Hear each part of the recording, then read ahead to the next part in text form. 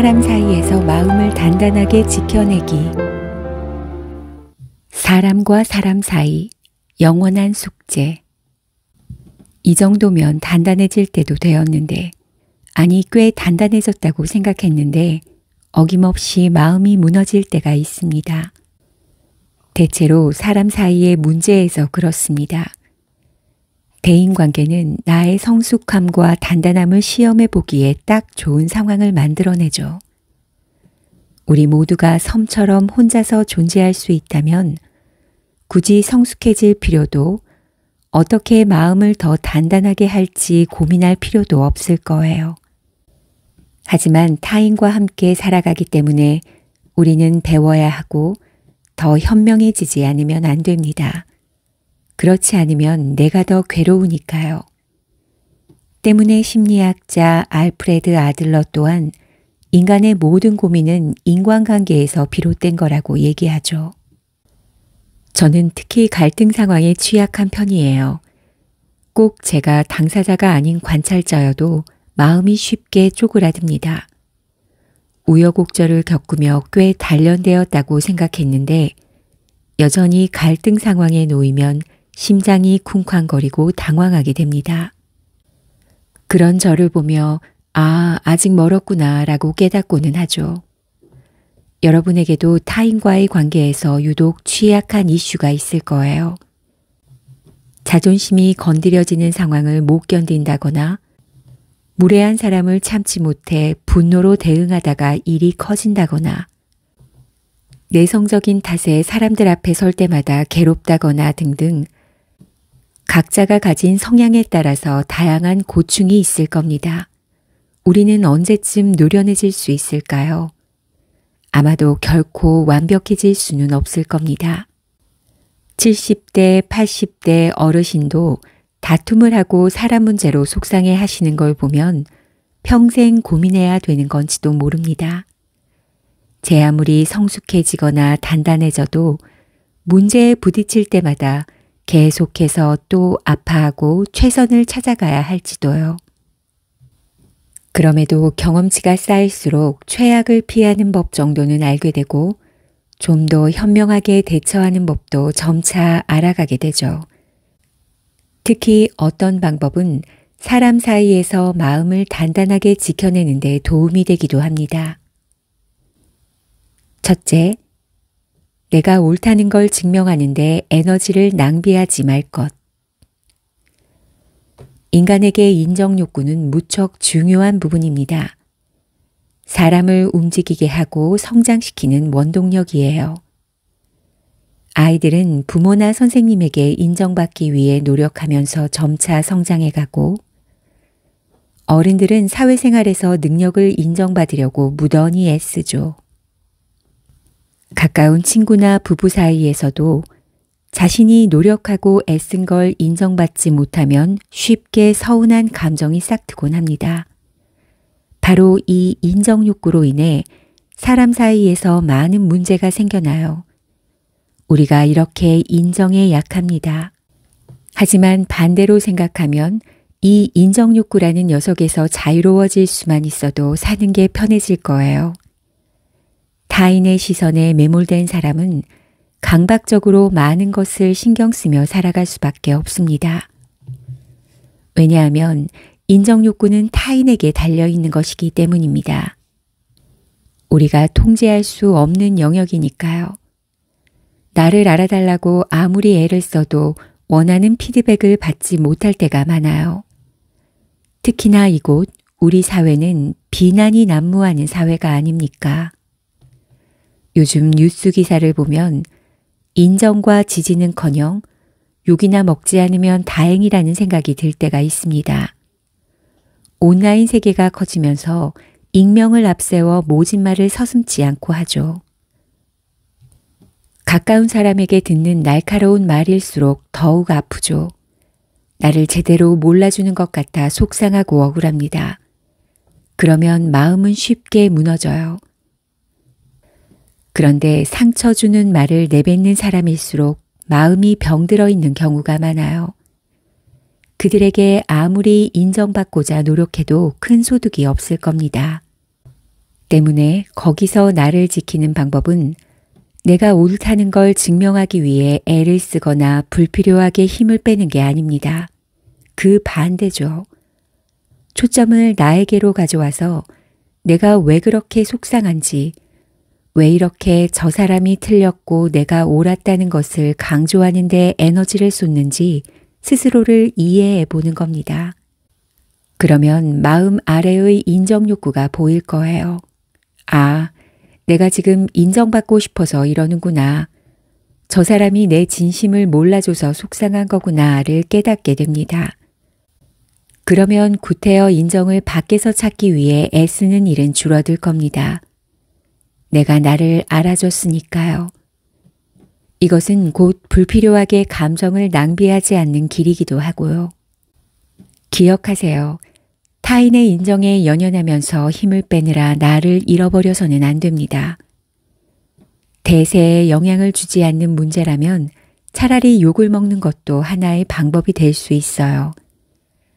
내가 나를 믿고 내 말과 행동에 책임질 수 있다면 타인의 호응이 없어도 충분히 걸어나갈 수 있습니다.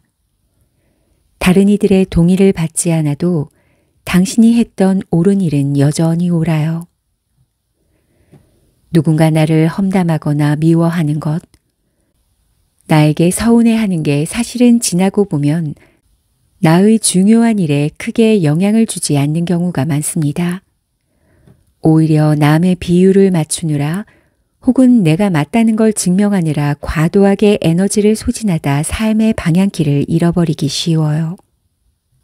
그렇게 되면 결국 내 삶의 주체가 타인에게 가버리는 것이고요. 다른 사람의 인정에 집착하느라 내 인생이 원치 않은 방향으로 흘러가는 것을 바라는 사람은 없잖아요. 당신이 옳은 것은 남들이 당신에게 동의해서가 아니라 당신이 실제로 한 일과 이유가 건전하기 때문입니다. 둘째, 비교하는 마음 알아차리기. 타인이 제공하지 않았는데 스스로 만들어내서 자신을 괴롭히는 것 중 하나가 바로 열등감입니다. 다른 사람에게 기준을 두고 나를 부족하게 만드는 게 바로 열등감이죠. 열등감은 비교 대상이 있어야만 가질 수 있습니다. 나도 모르게 남과 나를 비교하며 나의 부족함을 만들어내는 겁니다. 그런데 이 열등감이 우월감과 다르지 않다는 걸 아시나요? 우월감뿐만 아니라 열등감, 그리고 내가 남과 동등하다고 여기는 마음 또한 마찬가지입니다.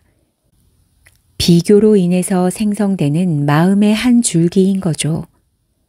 다른 존재와 나를 비교하며 아파하는 생명체는 인간밖에 없습니다. 너무나 자연스럽게 일어나는 비교하는 마음을 어떻게 없앨 수 있을까요? 미국의 명상 지도자인 조셉 골드스타인은 이렇게 조언합니다. 비교하는 마음이 일어날 때마다 단지 그 마음을 관찰하라고요.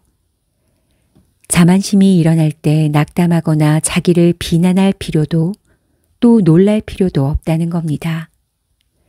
그저 아, 또 일어났군 하면서 받아들이는 겁니다. 그리고 그 마음이 고정된 게 아니라 일시적인 현상에 지나지 않음을 알게 되면 자연스럽게 사라집니다. 과연 우리는 누군가를 쉽게 안다고 말할 수 있을까요? 나도 나를 모르는데 타인을 다 아는 것처럼 생각하고 행동하는 게 참 아이러니합니다. 그리하여 외워야 한다. 나는 당신을 모른다. 부모도 자식도 남편도 아내도 서로에게 복창해야 한다. 내가 아는 건 오직 내가 당신을 모른다는 것뿐이다. 모르니까 설명해주고 초면인 것처럼 경청하라. 알고 있다는 믿음을 부수고 끝내 알 수 없다는 자각을 반복하지 않으면 지옥은 깰 수 없다. 나를 견디는 시간에 이윤주 작가의 말처럼 우리가 아는 건 오직 그 사람에 대해선 모른다는 사실뿐이지 않을까요? 셋째, 타인과 나의 목 구분하기. 안다고 생각하는 오만함에서 발생하는 흔한 실수가 바로 타인의 문제에 쉽게 침범하는 겁니다. 너는 너고 나는 나임을 기억해야 해요. 타인과 나의 경계를 구분하지 못해 생기는 문제는 크게 두 가지로 나타나요. 하나는 의존입니다. 내가 해야 할 선택 앞에서 확신이 서지 못해 늘 부모님이나 친구의 의견에 기대는 경우이죠. 안심하기 위해 늘 타인을 필요로 합니다. 게다가 원하는 대로 풀리지 않으면 책임을 그들에게 전가하기도 해요. 나의 삶을 나 아닌 다른 이에게 내줘버린 셈이죠. 또 다른 하나는 간섭입니다. 부모가 자녀의 인생을 쥐락펴락하는 것처럼 타인의 인생에 개입하는 거죠. 가까울수록 경계를 침범하기 쉽고 또 가까울수록 내가 타인을 바꿀 수 있다는 믿음을 갖기 쉽기 때문이에요. 간섭은 내가 원하는 대로 상대에게 나의 뜻을 강요하는 것에만 해당되는 게 아닙니다. 가족이나 친구, 동료를 도와주려는 마음에 과도하게 에너지를 쏟는 것도 포함됩니다. 많은 사람이 사랑하기 때문에 라는 이유를 앞세워 타인을 자꾸 받쳐주려 하지만 정작 그 사람의 삶에서 가장 시급한 자립을 지연시키고 맙니다. 그게 정말 사랑일까요? 타인을 위해서 개입하는 일이 진짜로 그 사람을 위한 길인지 아니면 내 마음이 편해지려고 하는 건지 구분할 필요가 있습니다. 타인과 내 몫의 경계를 명확히 해야 하는 거죠. 누구도 서로의 인생을 대신 살아줄 수 없기 때문에 선택에 대한 결과를 책임지는 사람은 당사자 한 명입니다. 나는 나의 삶을 책임지고 너는 너의 삶을 책임지는 것입니다. 나의 과제를 타인에게 떠넘겨서도 타인의 과제를 내가 짊어져서도 안 됩니다. 또 아무리 가까운 사람이 나에게 이래라 저래라 한다고 한들 그에게 흔들릴 필요가 없습니다. 내 인생의 결정권자는 결국 나니까요. 사람 사이에서 마음을 단단하게 지켜내는 것. 그건 곧 내 삶을 내가 단단하게 이끌어간다는 것과도 같아요. 어떤가요? 그렇다면 이 세 가지 정도는 기꺼이 실험해 볼 만하지 않을까요? 실천해 나가는데 용기가 될 만한 짧은 기도문을 전하며 응원을 대신하려 합니다. 나는 나의 일을 하고 너는 너의 일을 한다. 나는 너의 기대에 맞춰 살려고 이 세상에 있는 게 아니다. 그리고 너도 나를 위해 살려고 이 세상에 있는 게 아니다. 너는 너이고 나는 나다. 만약 우리의 마음이 우연히 서로 일치한다면 그것은 아름다운 일이다.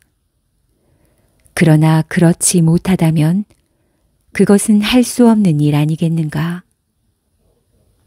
심리학자 프리츠 펄스.